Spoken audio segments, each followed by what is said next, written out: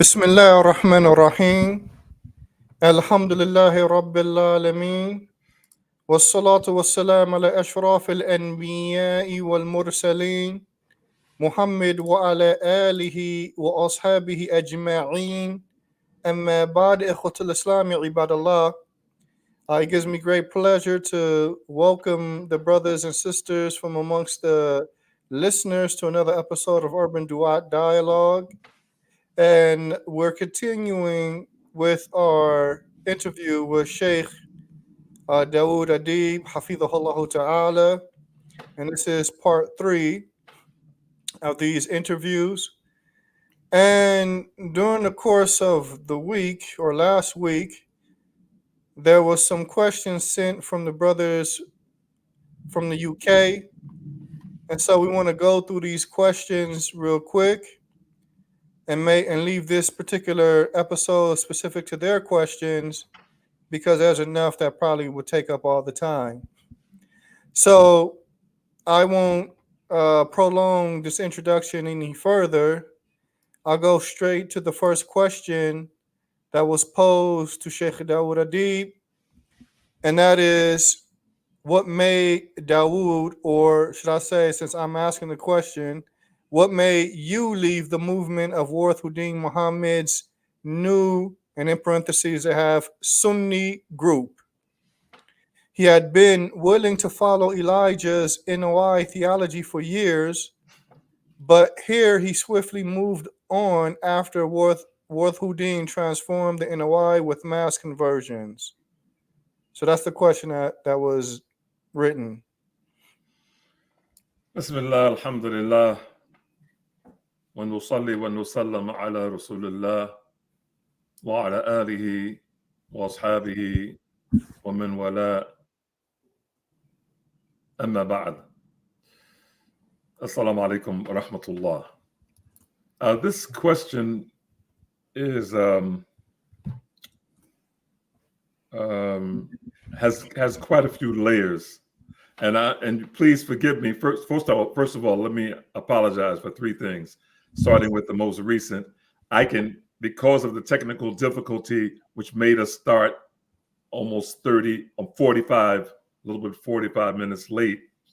I can hear myself every time I speak. I can hear myself. There's an echo, so I'm trying to be focused because I'm hearing myself twice. That's the first thing. The second thing is, we're sorry for the delay today. I'm new at this kind of stuff. We're trying to get this technical stuff together.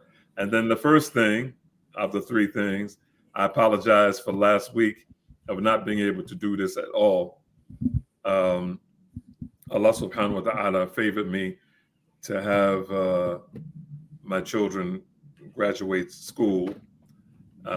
So that took more time. They started late, 2 hours late, and that's the reason why we weren't able to have it. As for this particular question, what made me stay with Elijah Muhammad so many years, which was 7 years, actually, late 66, early 67, until his death in 1974, and then quickly move on from the Imam, rahimahullah wa ghafarullahu lahu wa afahu Allahu anhu, may Allah have mercy on him and forgive him and pardon him. That is W.D. Muhammad. Basically, this was already answered, somewhat answered. When I was presented by Abdullah, that is AKA Donnie Smith, when I was presented with that book on the Qadiani movement,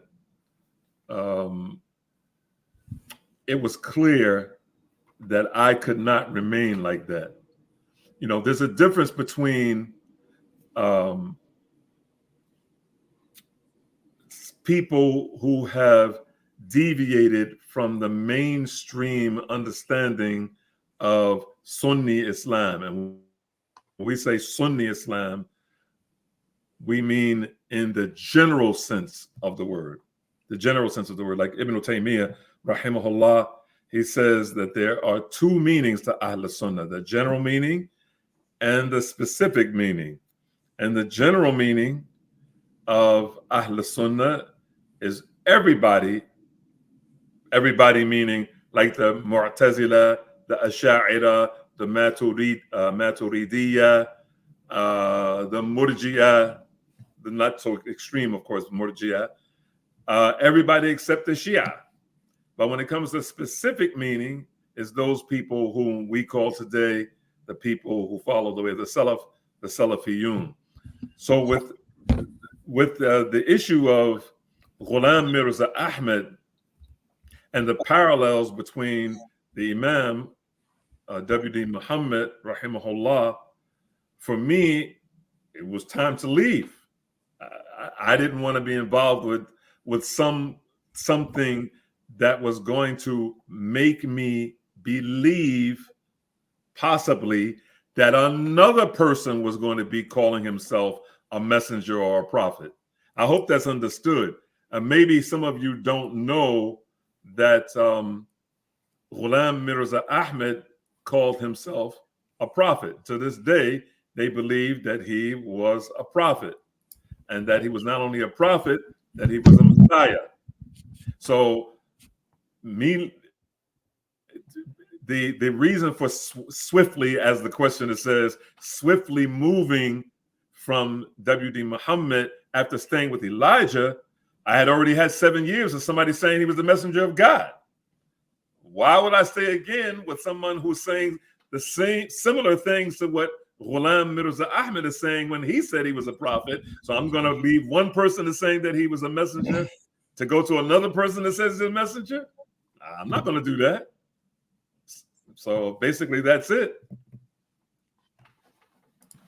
Barakallahu fiqh. The second question: did Worth Houdin's utilization through Muslim World League, yani Rabita, of African teachers who taught the Salafi Aqidah have a major impact on the spread of Salafiyya in America, specifically in the newly converted communities of Worth Houdin? Yeah, for those who paid close attention to what I said, and maybe it's me, I'll blame myself for unclarity.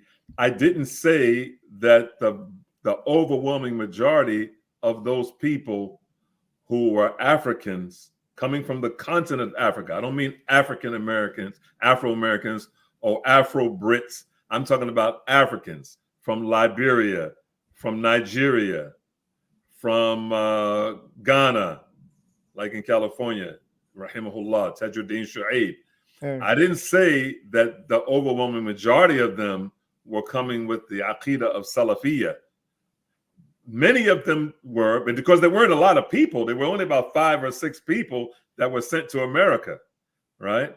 So when we talk about them teaching the Aqidah of the Salaf, they taught general, proper, correct Aqidah. No one from amongst them was saying Salafi, Salafi, Salafi.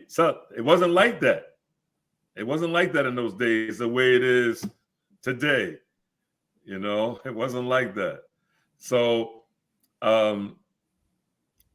when we if someone, and they have, and this question is asking about the impact, there's no real impact. There was no real impact. You know, it was just general Aqidah, and which was correct, especially from Sheikh Abdul Rashid, who the father of the brother I told you that's a chaplain, upstate New York in the prison, and in California, Tajuddin Shu'aib. It's crystal clear to me, because I knew them personally, that they were Salafi in their Aqidah. 100%. I have no doubt whatsoever. But as far as impacting Imam Warithuddin Muhammad rahimahullah's group, that's a serious task. This question, you have to understand the dynamics of what was going on. You know, you have 4 or 5 or 6 people or 5 people spread out through the United States, and they weren't teaching in every single masjid that was originally a Muhammad's temple. They weren't doing that. They were in their individual places in New York, in New Jersey, in Georgia, California. How many states in the United States? It wasn't like they was going from Wisconsin to North Dakota to Vermont to Florida. It wasn't like that. So when you talk about impact, what impact would they have? They only had an impact on those specific places, those that they were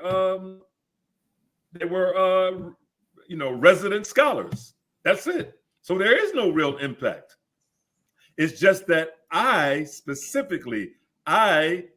in the 70s, I was traveling.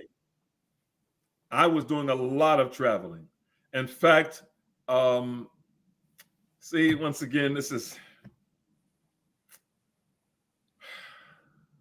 subhanAllah. See, when we talk about someone being accused like me of boasting, these things, brothers and sisters, you have to understand, it's extremely difficult. There was no X, formerly Twitter. There was no Facebook. There was no TikTok and Instagram. As I mentioned before, you have to keep that in mind. I was on the Amtrak. I'll give you an example. In 1977-78, I was going from my hometown in Newark, New Jersey, to the former Temple number 6 in Baltimore. I was going from Newark, New Jersey, on the Amtrak train, going all the way to the masjid that is now called Masjid al-Haq, on the street called Islamic Way. That's the city allowed them to have that name, called Islamic Way. So that Masjid al-Haq down there in Baltimore, that used to be Temple number 6 in the Nation of Islam. I used to go teach classes there. 2 years after I took Shahada, I was teaching classes there. I was getting on the Amtrak going all the way to Baltimore, Maryland, and teaching, and then getting on the train and going back. Those chicks from Africa weren't there. They weren't there. So, when we say impact, once again, what kind of impact would they have? But I would even say, though, even a local impact is better than no impact at all. Because I look at absolutely. Because I think that, I don't know if the brother the questioner who's posing these questions, I don't know if he was necessarily asking about, and I'm gotta say it like this, not like what you were saying in one of the one interview, how Salafiyya has been reduced to slogans, personalities, and edifices. If people are looking at Salafiyya in terms of that, Salafi, I'm Salafi, instead of looking at it for what it is, as a methodology to which one implements Islam, a methodology by which one implements Islam. If he's looking at it that way as opposed to the other way, then maybe that could be the source for that type of question. Allah knows best. But the reality is, when moving a group like what the brothers were upon from NOI, away from that to Islam, for instance, I can only speak for Tajuddin Shuaib. Tajuddin Shuaib didn't teach the people Sufism. Yes, he wasn't teaching the people to Shayya. Everything that he taught was in accordance, that to my knowledge was in accordance with the Sunnah. And that's what I knew of him. And although we wouldn't have learned the word Salafi from him, it was in accordance with because Salafiyya in a nutshell is Islam in its correct and pure form. So that's what he was teaching. He was teaching the people how to pray properly. He was teaching the people the Aqidah as Salafiyya. He wasn't teaching the people that Allah was everywhere. Yes. He wasn't. And let's keep in mind, See, this point that Najib, Barakallahu fihi wa fikum al-jami', may Allah bless him and you who are listening and viewing. Let's keep this in mind. And when I say keep this in mind, I don't mean keep it in mind because you don't know. Tajuddin Shu'aib, what's really important, what he's saying about Tajuddin Shu'aib, rahimahullah, the Sheikh, for him to not teach tasawwuf, and for him to not teach tashayyur, the Shia religion, or any other ism, and to teach the aqidah of Muhammad ibn Abdul Wahhab. I know this for a fact. He taught the aqidah of Muhammad ibn Abdul Wahhab. For him to teach that in light of the country in Africa that he comes from is a monumental thing for people who just left believing that Allah had a father named Alfonso and a mother named Baba G, or Baby G, or Baba G, that Allah had a black father and a white mother, to have a man come from a place where Sufism is rampant and to teach them the aqidah of Muhammad ibn Abdul Wahhab, that's a major thing. And that shouldn't be downplayed. That should not be downplayed whatsoever. Yeah, I think another thing too, when looking at this whole situation, we know that Warthuddin Muhammad had mistakes with him, and some of them were very serious mistakes. But I think that one of the things that is downplayed when dealing with him too, it's not far-fetched for me to say that I stand on the shoulders of Warthuddin Muhammad. And what do I mean by that? To clarify that, this may be controversial to a lot of people that's about to hear this, but it's the truth. My father and mother got Islam as a result of what he did. And then I was in 1975, he took over at what was supposed to be Savior's Day, correct? Well, was that the Savior's Day? Yeah. Correct. He took over then in 1975, and I was born in 78 to Muslim parents that have shahada that were married.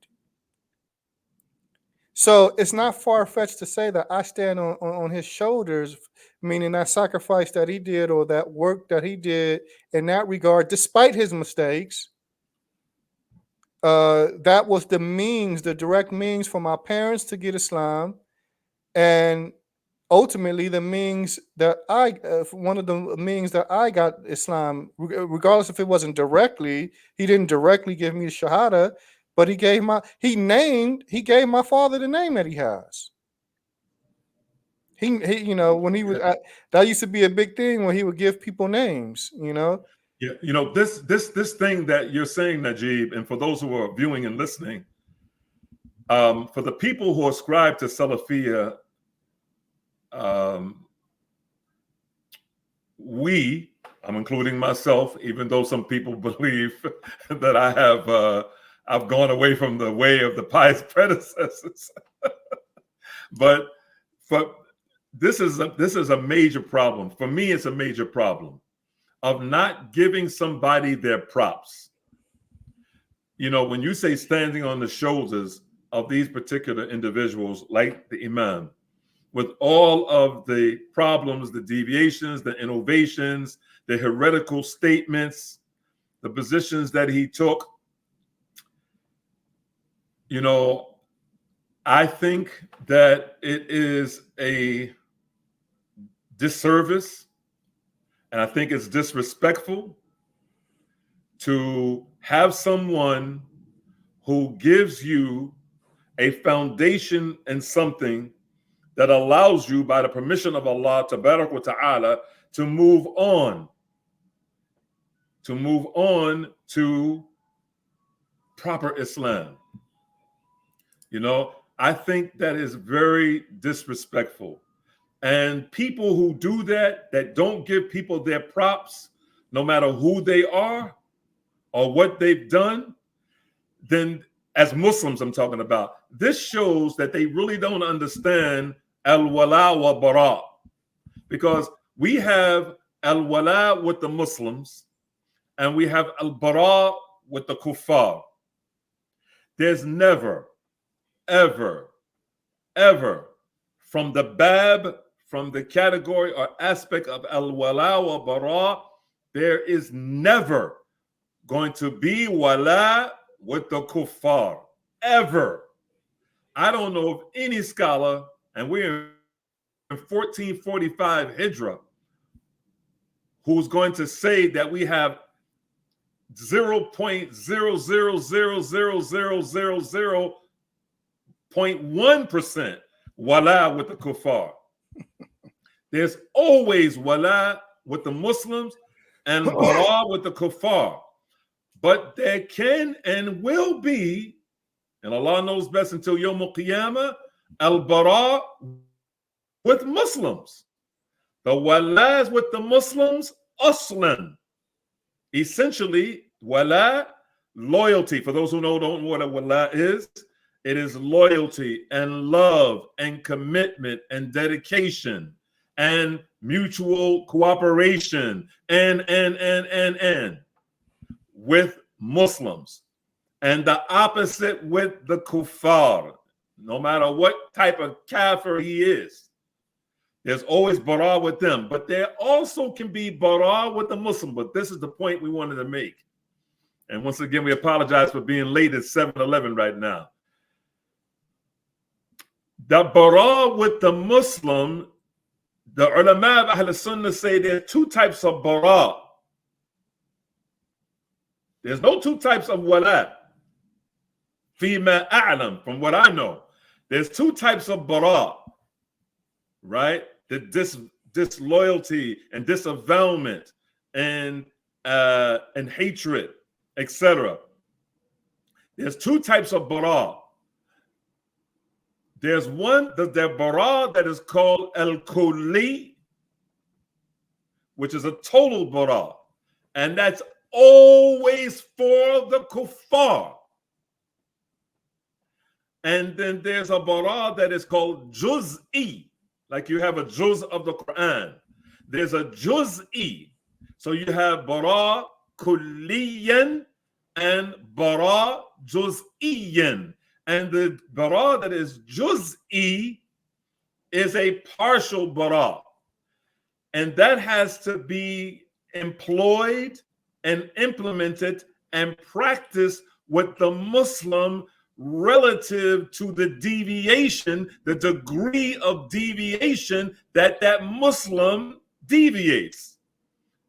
So when that Muslim has some type of deviation or innovation or any type of misguidance, if he has, for instance, 27.8% deviation, I'm just throwing a number, 27.8% deviation, then you have to have a partial bara with him, 28.7, or did I say 27.8? 27.8% bara. If he has 27.8% deviation, you don't practice against him 63.4% bara. That's ghulu. Why? Because if his innovations and if his deviations and if his misguidance has not taken him out of Islam, if his bid'ah is not mukaffira, if it's not the bid'ah that takes him out of Islam, you still have to have wala with him according to the degree of how he deviated. There's never, ever a total bara of a Muslim unless his innovation or before that his shirk or his kufr takes him out of Islam. As long as he has Islam. And when we look at that hadith of Usama ibn Zayd radiyallahu ta'ala anhu wa radahu, where the Prophet sallallahu alaihi wasallam, the news reached him that he killed that man after the man said La ilaha illallah. He still killed him. When the news reached the Messenger of Allah sallallahu alayhi wa ala alihi wa sahbihi wa sallam, he confronted Usama ibn Zayd radiyallahu ta'ala anhu wa radahu. And he said, Ashaqaqta. Did you split open his heart? Did you look inside his heart? He said, what are you going to do on Yom? And one narration says, what are you going to do, Usama, with La ilaha illallah? What you going to do with that? The ulama take from that an asl, muhim jiddan. They take a principle, a foundational principle, that if you find a person who he qala qawlan aw fa'ala fi'lan, he has a statement or an action that has tis'un wa tis'una minha ala al-kufr. If he has 99% kufr and he has 1% Islam, the ulama of Ahl Sunnah wal Jama'ah said you should judge him by that 1% of Islam. Why? It's because the Salafi, the Sunni Salafi, is ajbanun nas, ajban, from the word cowardice, being a coward. Ahl Sunnah Salafiyun are ajbanun nas takfiran wa tabdi'an wa tadlilan. We are the most cowardice of people, and saying somebody is a kafir, saying somebody is a mubtadi', an innovator, saying somebody is a fasiq, saying somebody is a stray. That's a badge of honor, because all the other groups don't have that. They're quick to say he's a deviant. He's a deviant. She's an innovator. We're quick to say that. That's one of the signs of Ahl Sunnah, that we're afraid to say that. And the ulama take that from that hadith and other narrations of Usama ibn Zayd, when he told the Prophet, oh, Prophet, he only said it because he was afraid of my sword. He only said La ilaha illallah because of my sword. The Prophet ﷺ said, did you open up his heart and open up his chest and look at his heart? Did you look at it? What you going to do with that on Yawm al-Qiyamah? What you going to do with that La ilaha illallah, Osama? And that's one of the reasons why I'm afraid, and I'm saying these things. I'll give you an example. Green Lane Masjid. I said some things about Green Lane Masjid and Abu Osama that I found out a few years ago because I was informed this. There's a video that's out right now on YouTube circulating.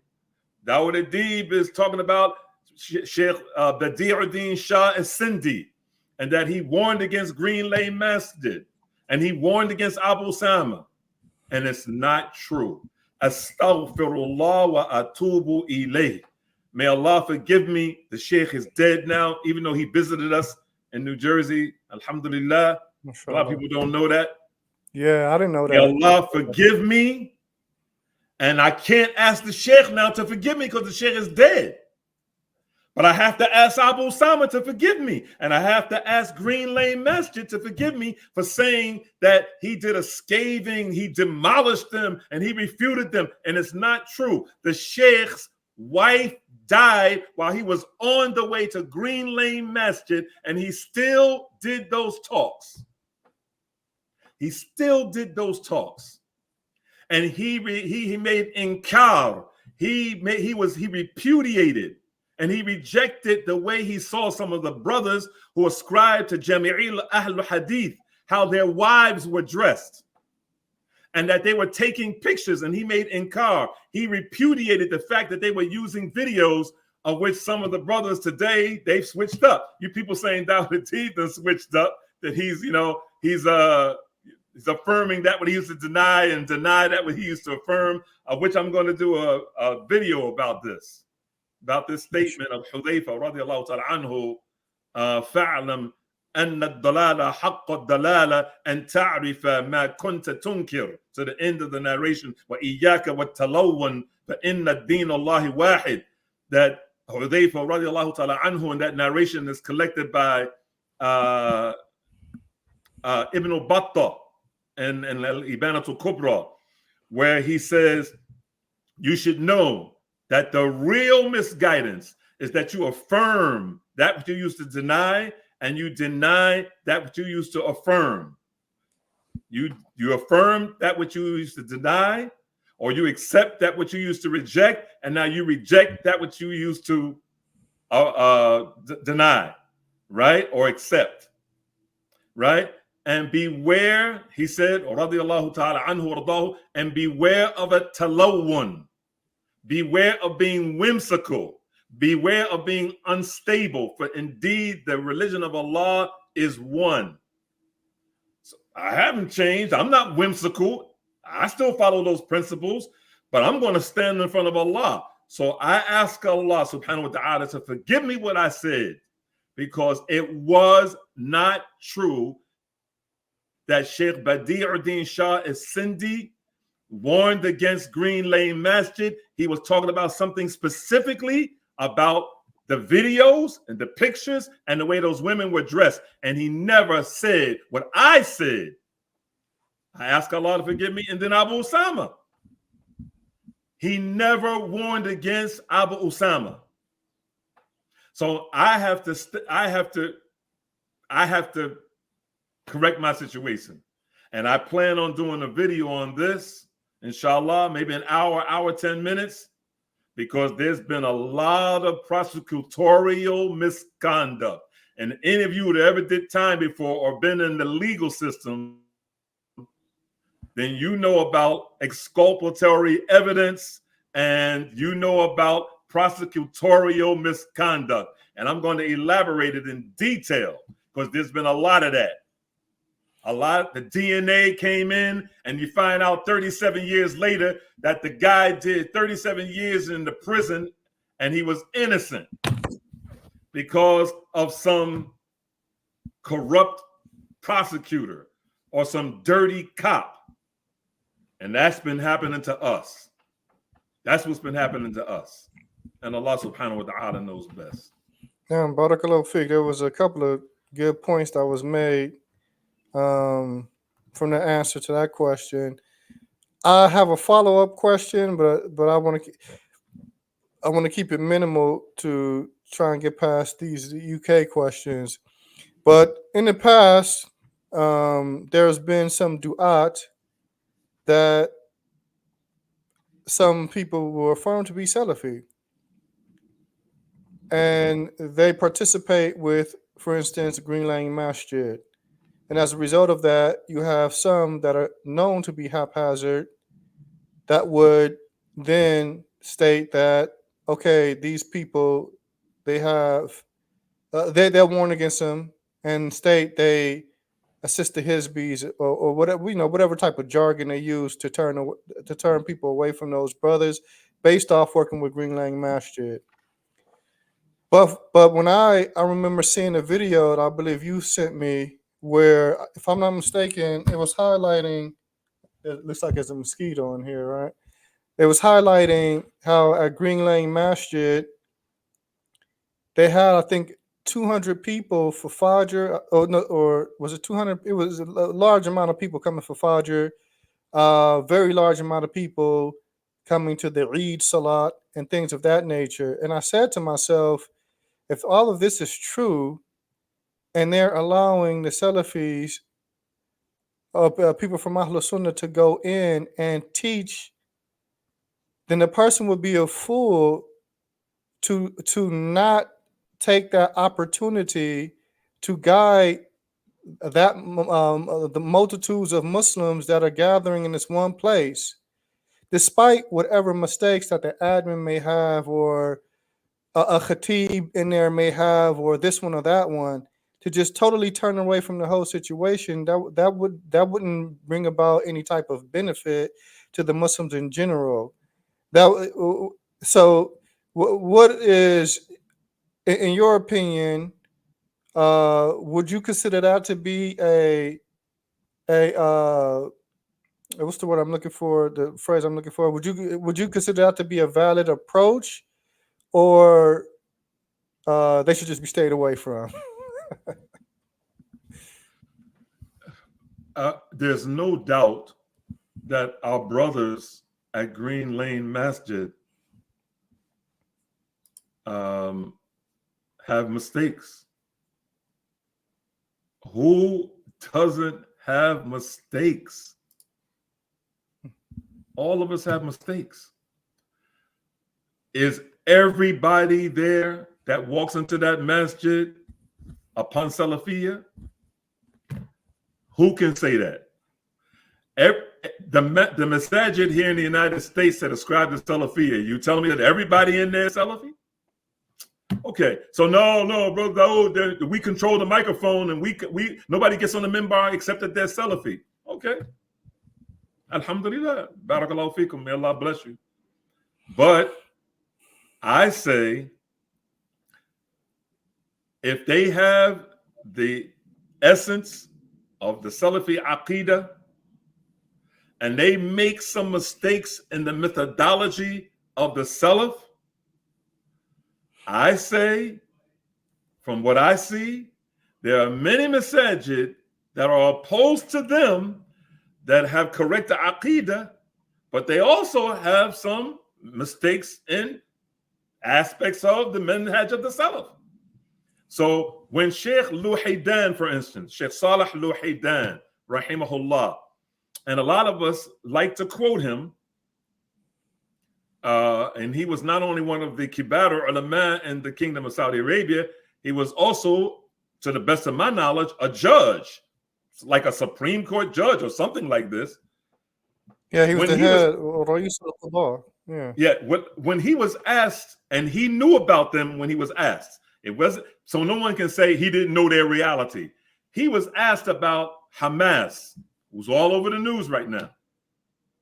He was asked about Hamas, and he was asked about people who warn against Hamas, and he was asked about, and the recording is online, you can hear it. The Sheikh knew who Hamas was. That's why he answered the question the way he answered it.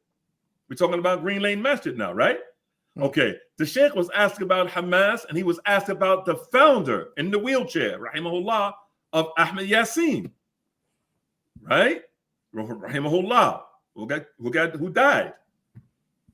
And he said, he started off his statement, he said, Aqillu alayhimu aba la abikumu min al-lawmi aw suddul makana alladhi saddu. He mentioned some poetry. He said, don't reproach them. Don't censor them. For you don't have any fathers that you can reproach or censor. He said, or block or close up or make a barricade to those things that they closed up, they made a barricade to. In other words, you're saying they're this and they're this and they're this and they're that.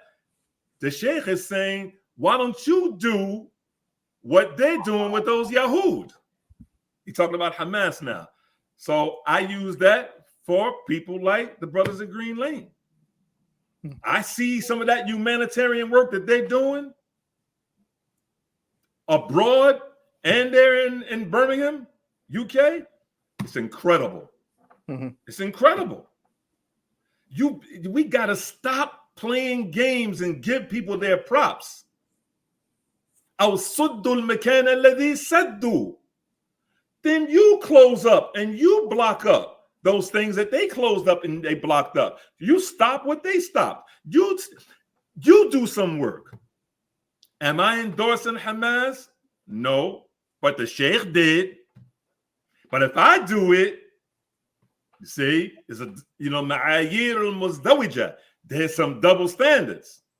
If you see me in a flick or in a picture with somebody who's considered, whether he is or not, a mubtadi', then you're going to say al-maru ala dini khalilihi falyanzur ahadukum man yukhalil wa fi riwayatin ar-rajulu ala dini khalili. You're going to bring me a hadith which we can discuss if it's even authentic or not. We can discuss because there's some statements about it. A man is on the deen of his friend, so let him choose wisely. Let him be very prudent in who he deems, who he chooses as a friend, right? We're not even going to get into the issue of Imam Suyuti saying that the hadith is forged. Should we talk about that? I'm not saying it's forged, but I'm saying that the way it's being used It's being abused and misused.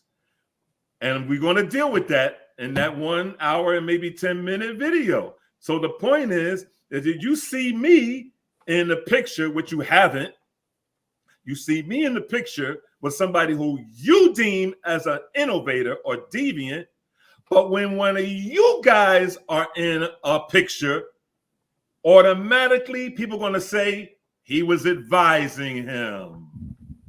He was advising him. But if I'm in the picture with the same cat, our man is on the religion of his friend. Yeah, that's a You that's see what that Allah double does. standards? Allahumma musta'an wa alayhi salam. Allah understand. Moving on to the next question. What proportion of followers of Warith Houdin follow people like you and Siraj Wahaj into a Quran and Sunnah or Salafi approach to Islam? Well, first of all, when you're mentioning Siraj Wahaj in the same breath with me, I don't understand why you're saying that, except that you probably mean both of us were in the Nation of Islam, and then we came and transitioned with W.D. Muhammad, and then transitioned with the general Sunnah, and then for me, the Aqidah and the Manhaj of the Salaf. All right. I don't know how many people, by the permission of Allah, min ghayri hawla minni wala quwwa, without any strength or power on from myself. I don't know how many people came to the way of the Salaf by way of me. Only Allah would know that. But we've mentioned this before, and we've given some examples. And the thing that I feel like a type of A'raf, the people on the heights, a small version of A'raf, because on one side, Allah allowed me to do a lot of traveling. When Abu Uwais rahimahullah was doing Dawa, that was after the traveling had already been really done, because Abu Uwais rahimahullah was primarily coming from Toledo, Ohio, and going to Detroit to the QSS headquarters, and he was basically translating. But he wasn't doing any traveling. The traveling was being done by me. That's how we ended up meeting each other. But he wasn't traveling like that. That traveling started happening after the 80s into the 90s. So when we talk about impact, there are people who, alhamdulillah, came to the way of the Salaf by a variety of ways, without the social media, by a variety of ways. So like I said, I feel like a miniature type of Araf, the people on the heights. I don't know I don't know how Allah is going to deal with me for those that I brought to the Nation of Islam, because there were a lot of people that I brought to shirk. Likewise, and all the praise is due to Allah, it was a lot of people that I brought to Islam and Salafiyah. You know, I'll give you an example. One person, when I was a kid, I used to work for General Electric downtown Newark. And there was a guy there that I was giving Dawa to. It's an African-American guy. Was primarily, everybody in there was white. There was a guy that I was giving Dawa to Elijah Muhammad. I was about 16 years old. I was the guy who pushed the cart around with the blueprints, taking them to the architects and the designers and the drafters, or the draftsmen, they call them. And there was a guy there that I was giving Dawud. I'm 16. He had to be maybe 10 years older than me, maybe 25, 26, something like that. I gave him Dawa. Astaghfirullah wa atubu ilayh. I gave him a copy of the Message to the Black Man. and he came to Islam, the Islam of Elijah Muhammad. That person's name is James Anderson, rahimahullah. We used to call him James C10. C10 because the C is the Roman numeral for 100. So he was James 110X Anderson. He ended up becoming Muhammad Ali's bodyguard. And then after Muhammad Ali, Sugar Ray Leonard. So, but he came to Islam, alhamdulillah. He came to Islam through W.D. Muhammad, and he died on Islam to the best of my knowledge. So I don't know, will I get credit for that? Will I get credit for the brother who recently died, rahimahullah, Mikhail Muhammad from East Orange, New Jersey, who died in Arizona? I introduced him to Islam after joining his singing group. He formed a singing group, me and his two sisters. Right? I introduced him to the Nation of Islam. He came to the Nation of Islam. He became a minister in the Nation of Islam, and then an imam in the Warathat Muhammad. And he's the one who, hopefully I'll get credit for it, that gave Dawa to Richard Pryor. And Richard Pryor's chauffeur gave him a copy of the Quran. Maybe I'll get credit for that. So we have to keep it real, brothers and sisters. We have to keep it real. We cannot just negate work that was done or that is being done just because a person is not with you or sees eye to eye with you. If he is a Muslim and his shirk or his kufr or his bid'ah doesn't take him out of Islam, you still have to have wala with him. Ibn Taymiyyah, rahimahullah, in his Majmu' Fatawa, he mentions how the way of the Mu'tazila and the Ash'ariyah and some others, they say that they don't believe, and the Khawarij, they don't believe that Iman and Kufr can exist in a person at the same time, or Sunnah and Bid'ah can exist in a person at the same time. Ibn Taymiyyah, rahimahullah, says this is a false concept and principle. And he gave the example of how the Muslim has to have, you have to have wala with him. If he steals, his hand is going to be amputated, which I've seen when I was a student in Medina, and it ain't pretty. His hand is going to be amputated, but the Sharia of Islam, after the mercy of Allah subhanahu wa ta'ala, after his hand is cut off, he still is taken care of from the public treasury, from the Baitul Mal. Why? It's because he's a Muslim. That's Salafiyah. Okay, we have the fourth question coming from the UK. Bearing in mind that Warth Houdin, as you stated, did not want the movement to follow him 100%, do you think that people like yourself and Siraj Wahaj missed an opportunity for success of the Dawa by leaving? In other words, could you not have been a voice for the Quran and Sunnah within the movement with a national audience, as well as benefiting from the national strength and prestige that the movement had established since the 1960s? Yeah, I can't see me staying with a group for years and years and years and years and years and years and years. As some say, some people of knowledge stayed with the Ikhwan al-Muslimin, the Muslim Brotherhood, for 13 years advising them. I couldn't see me doing that. I just couldn't see it. No. The fifth question: did the weakening of Warth Houdin's movement through defections like yourselves? Some of these wordings are quite interesting. Defections like yourself contribute to a weakening of the African American Muslim community in favor of the new Muslim community. And then he has in parentheses, what is often offensively called immigrant community, but which is now truly American, albeit with Arab and Desi roots. Once again, in the 70s and the 80s, I was traveling to the W.D. Muhammad masjids and I was giving them Dawa.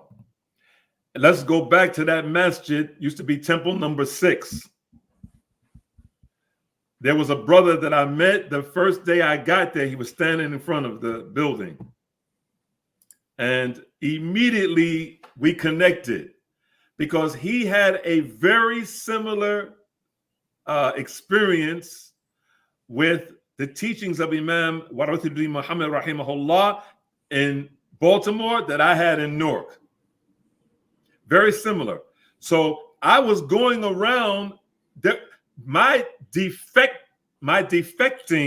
between quotes, my defecting didn't make me not go to them. I was going to the different masajid who are followers of W.D. Muhammad, and I was accepted. As far as staying in the actual group, that wasn't going to work. So I was doing basically like a Harriet Tubman like Dawa, Underground Railroad. That's what I was doing. Okay. I was doing it with the W.D. Muhammad groups. I used to frequent the masjids of Jamil El-Amin. I used to frequent the Tablighi masjids and give them dawah. I used to go to the masjids of the Sheikh in Newark, New Jersey. Actually, there was 3 of them. One was Hajj Karam, there on Van Ness Place off of Clinton Avenue in Newark, near Osborne Terrace. There was a masjid there called Deenullah. I used to go to Beitul Quraysh with Sheikh Kamil Wadud. These weren't W.D. Muhammad people. I used to go to rahimahullah, the Yassin on Chancellor Avenue, Masjid Beitul Khaliq, which I believe is still there. I used to teach there from the books of Sheikh Omar Al-Ashqar, rahimahullah. The one that Sheikh Al-Albani said was a Salafi Ikhwani. Salafi Ikhwani. That's what Sheikh Al-Albani said he was. He was one of Sheikh Al-Albani's students. He had Salafi Aqidah, but he just, was caught up with the Ikhwan. I used to teach from his books. And some of those same books I used to teach from at that masjid in Newark were maybe, I don't know if they still are being sold at some of the bookstores that ascribe to Salafiyah to this day. They just, have stickers on it and disclaimers, but they still sell his book. So I was teaching from the book and you selling the book. So what's this, Yeah. So it wasn't when you say defecting, I didn't defect and then go to one masjid. I was traveling all over the United States by Amtrak, by plane. That's how the Dawa spread it. And they accepted me. Why? Because I wasn't harsh, and I wasn't mean, and I wasn't cruel, and I wasn't disrespectful, and I was gentle. And all the praise is due to Allah. That comes from Allah. Because the Prophet sallallahu alaihi wasallam said, "Bashiru wa la tunaffiru, yassiru wa la tu'assiru, wa fi riwayatin ukhra, yassira wa la tu'assira." Because he was speaking to 2 people, 2 companions. He said, be bringers of good news and glad tidings, and don't run the people away. Be easy on the people and don't be harsh on them. Abu Osama told me one time, years ago, he said, that was the dawah, that was one of the things that had the biggest impact on me, Dawud. He said, the way you treated me when I was asking you questions about Islam, the way you treated me, he said, was so tolerant and so gentle and so easy. But unfortunately, Allah tested me. I went and became a little bit more sterner and harsher. and may Allah forgive me, and I say as Al-Rabi'a Al-Adawiyya rahimahullah, one of the great female sages of Islam, she used to say, Astaghfirullah min qillati sidqi fi qawli astaghfirullah. She said, I seek the forgiveness of Allah for the lack of sincerity in my statement, astaghfirullah. Astaghfirullah min qillati sidqi fi qawli astaghfirullah. Some of us, when we say astaghfirullah, not only do we not say it for ourselves, we say it for somebody else. We see somebody else doing something wrong, we say astaghfirullah, and we don't even know how to say it right. Astaghfirullah, astaghfirullah, brother, astaghfirullah. We don't even know how to say astaghfirullah, right? And we saying it for somebody else. Astaghfirullah means I seek the forgiveness of Allah. You saying it for somebody else do something wrong, you saying it for yourself? It shows you how far away from the tazkiyatun nafs, the purifying of the soul and the character we've become. We've gone far away from it. And Allah subhanahu wa ta'ala forgive us. Ameen. Next question coming from the UK. What year was the first QSS conference in Maryland with the chief speaker being Abdurrahman Abdul Khaliq? Was his it's actually two is listed as question 6, but it looks like it's 2 questions in one. So it said the following: was his political focus not known then, or was it just tolerated by QSS? It was tolerated as much as Sheikh Rabi'a tolerated it, because Sheikh Abdurrahman Abdul Khaliq, and there are 2 printings that I know of the book Methodology of the Prophets and Calling to Allah. In it is wisdom and intelligence. And those 2 printings in Arabic were about 6 years apart, to the best of my memory. In the first printing, there were 2 sheikhs. And I say sheikh because that's what those sheikhs call them, right? Like Sheikh Salih Fawzan, when he did the correction of Yusuf al-Qaradawi, Sheikh Yusuf al-Qaradawi's book, Al-Halal wal-Haram fil Islam, if you look at that book called I'lan fi Naqd al-Kitab al-Halal wal-Haram, Halal wal-Haram, when you look in Sheikh Salih Fawzan's book, he calls Yusuf al-Qaradawi Fadilatu Sheikh, the eminent sheikh. And there are many other examples. So in the first printing of the Methodology of the Prophets and Calling to Allah, in it is wisdom and intelligence. To the best of my knowledge, it was 2 printings. The first 6 years apart. The first one, the introduction was done by Sheikh Salih Fawzan and Sheikh Abdurrahman Abdul Khaliq. And in that book, Sheikh Rabi'a, Hafidhahullah wa sallamahullah min kulli su'in makruh, he praised Sayyid Qutb. And if I were to quote to you how he praised him, you would be shocked. But the second printing, of which our brothers in Birmingham, England, our noble brothers in Birmingham, England, printed, was from translated, was from the second printing. And the second printing, all those statements of praise of Sayyid Qutb were removed from Sheikh Rabi'a's book, and the muqaddimah, the introduction with Sheikh Abdurrahman Abdul Khaliq was also removed. So the one we have in English doesn't have that in it. But I have both copies, the first print and the second print.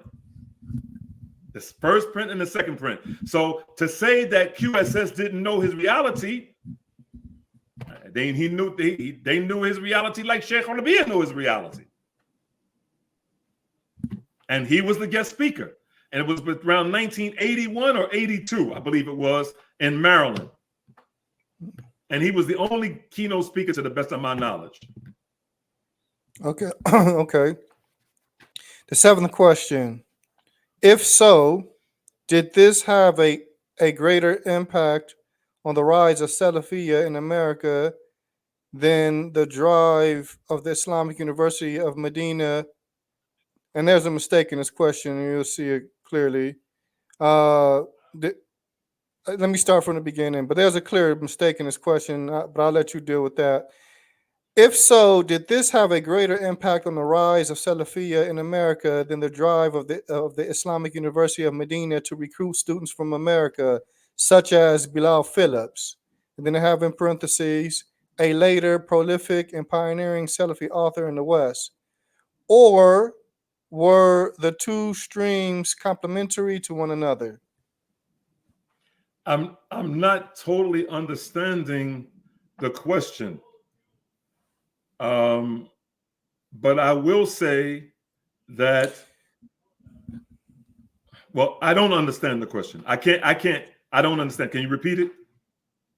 Yeah, it looks like, because the if so part threw me off too. So I guess it's going back to question 6 concerning, was his political focus not known then, or was it just tolerated by QSS? So I'm assuming the if so part is Abdurrahman Abdul Khaliq's political focus being tolerated by QSS. I'm assuming that's what's intended.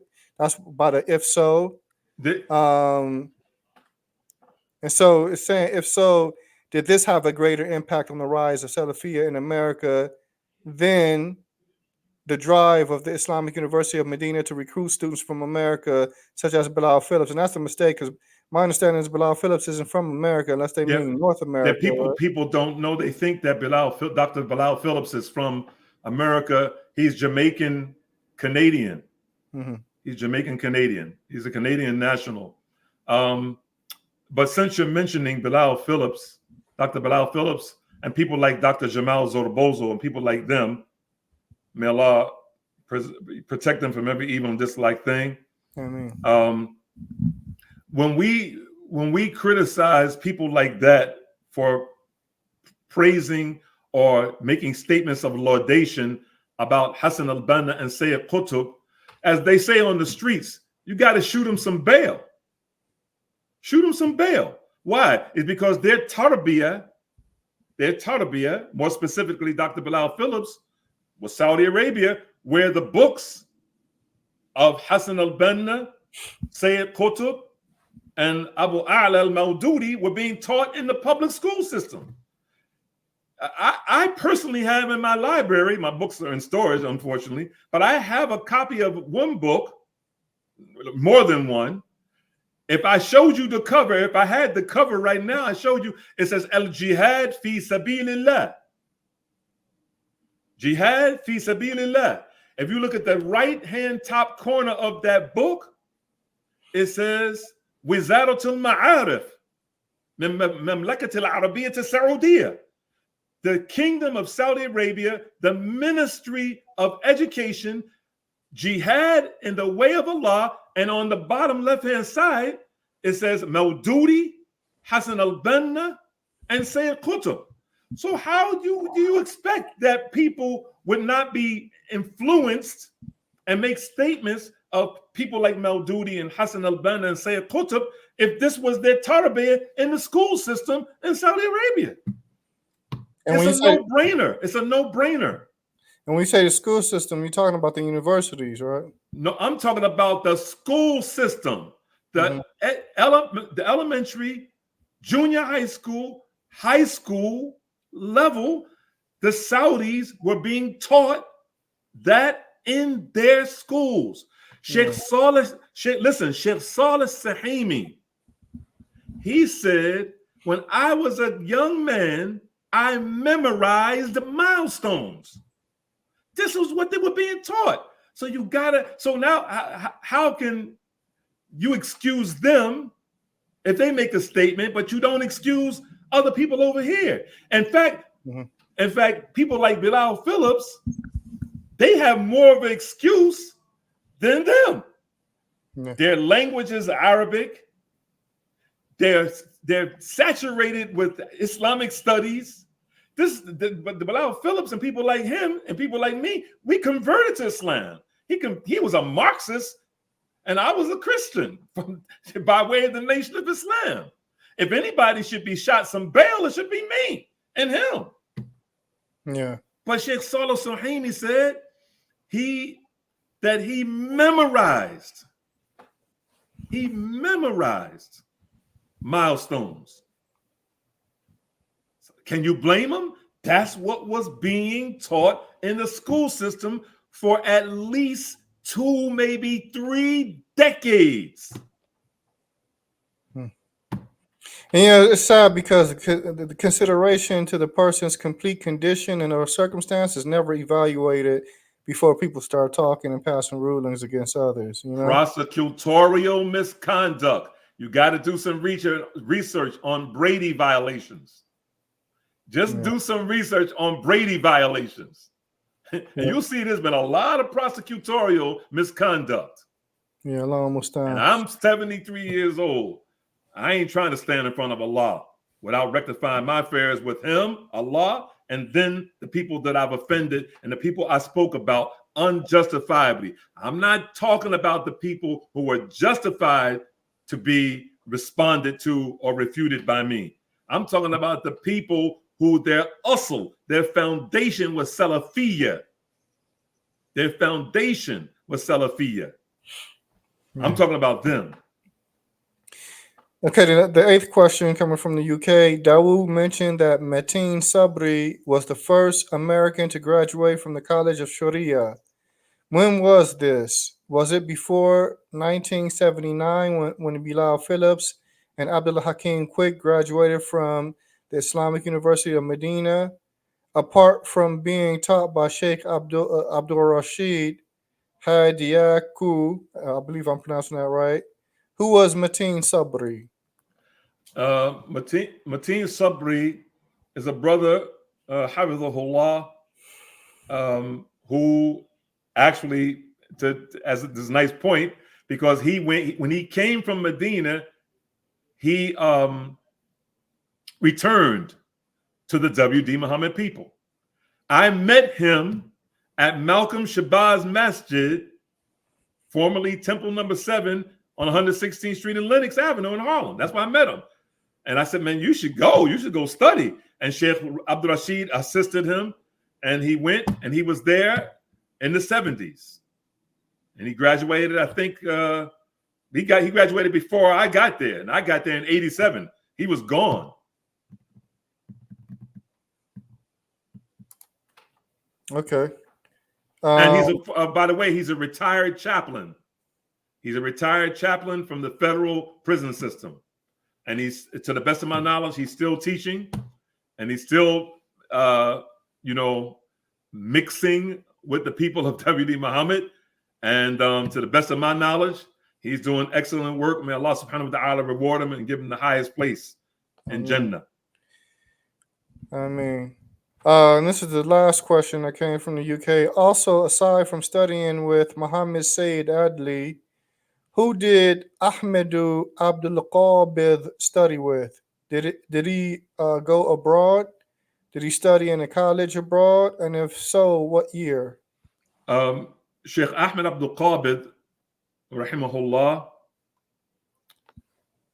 he did not study with anyone, to the best of my knowledge, except for Sheikh Muhammad Sayyid Adli from the beginning. And he and I also together studied with Sheikh Muhammad Ali al-Hanuti, rahimahullah, who died some years ago, within the past 15 years, I believe. He used to be the imam or the director of, I think, the Masjid Darul Hijra in Virginia, Falls Church, I think it is. He used to be the imam there. And I used to study with him also, Sheikh Muhammad Ali al-Hanuti and Sheikh Ahmed Abdul Qabid. Besides teaching me, he was also studying with him. But I believe, and Allah knows best, that was the main person. And as if you go to the video called An Unsung Hero that I did, all that information is there. He was a phenomenal individual. Yeah, I'm talking about phenomenal. And that video can be found on your YouTube channel. Yes. And by the way, one of our noble brothers, Sheikh Mustafa George, his first marriage in Islam was to Sheikh Ahmed Abdul Qabid's daughter. As a very young man. That was his father-in-law. Okay, now I don't know if how much time you have left. There are several questions coming in the live feed. Do you want to deal with some of those, or you want to close out? Because I know it's 7:59. I think me and you are both on the same. No, we can close out. Yeah, Yeah, yeah. we're both on the same time. So it's about inshallah. I don't. I think may Allah bless you for not giving me the questions from yourself and allowing the brothers and the sisters from the UK to have their questions answered. And I pray Allah subhanahu wa ta'ala that that my answers were adequate and they were appropriate. It's very difficult to not say things that are deemed controversial these days. I mean, you can best believe. Difficult. You can best believe though that there were some things that were said that, as far as I'm concerned, they're not controversial. But to others, if you're a person that's been learning, if a person has been approaching Salafiyya in a haphazard manner to the point that a Salafi can make a mistake or be perceived to have made a mistake, and then he's treated exactly identical and no differently than someone like Yasir Qadhi, then there were some things tonight that was said that could be controversial. But if a person's learning Salafiyya without all the double standards, without all the sensationalism, without turning a literal non-issue into an issue, then what was stated will be understood, and there won't need there will be no there's no it won't cause a feeling of alarm, you know. But with some people, certain things that were said, I could easily see some people saying, "Oh, that sounds like Tamyi," or "That sounds like this," or "That sounds like that." You know, and those people just need to be educated and probably need to step outside the bubble they've been in as it relates to, certain groups of people with certain ideas that has become prevalent within their circles or their bubble. Yeah, when people talk about tamyi or they talk about some of the words like muwazana, I mean, I can show you some perceived tamyi or muwazana from some of the illustrious scholars of today that we all accept as defenders of the sunnah and eradicators of bid'ah. I used to use a book that I used to teach from in the prison system back in the 80s called Al-Aqidatu Sahiha bi Muwafiqat al-Sharia by a great scholar of Nigeria who many people consider the Sheikh bin Baz of Africa. The name of the book is Al-Aqidatu Sahiha bi Muwafiqat al-Sharia.